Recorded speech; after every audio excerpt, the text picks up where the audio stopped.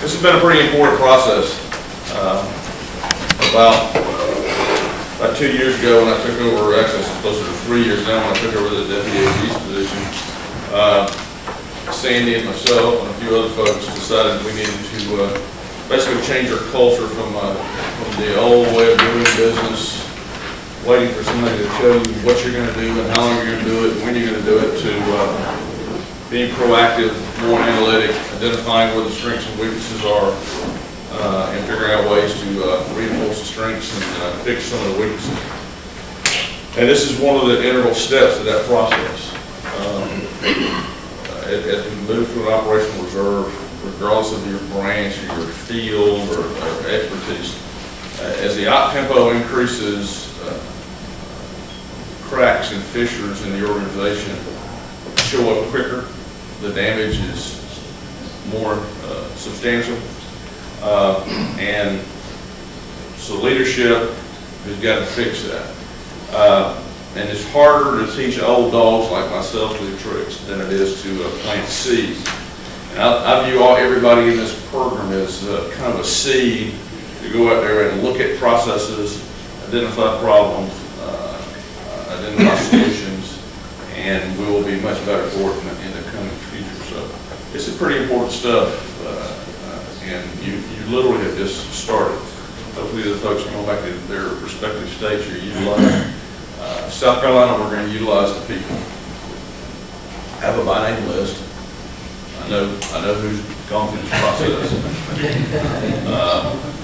And we're going to use you and abuse you, use your talents. So again, I'm proud of you. I'm proud of the process. This is a very, very important tool in our toolbox.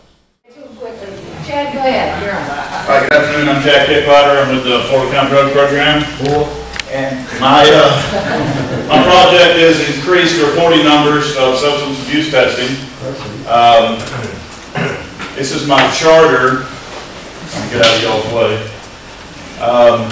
Since FY09 is when we're looking at, our substance abuse program has not consistently met the quota set out by the Army guidelines and Air Force guidelines. 25% for Army and 13% for Air Force per quarter have to be tested, and we have met it, we just have not consistently met it. So our project is to make sure that we fall in those guidelines.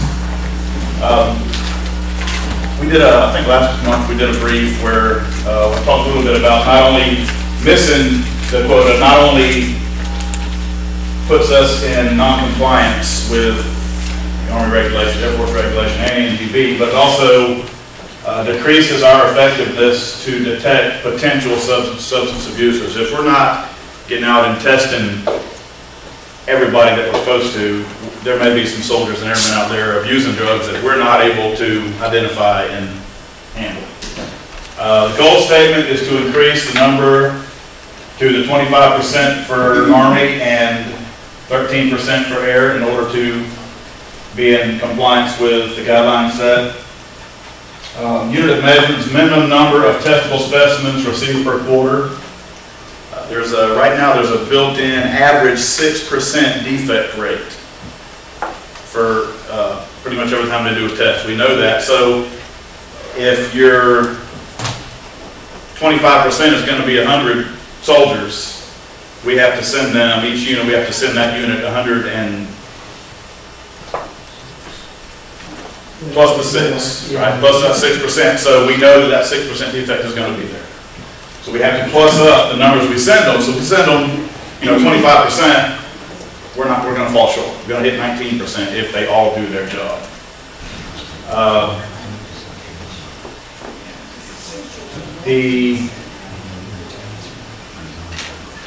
My timeline is here. I've already completed the define stage. I've been approved with my master black belt. And I'm in the measure phase now.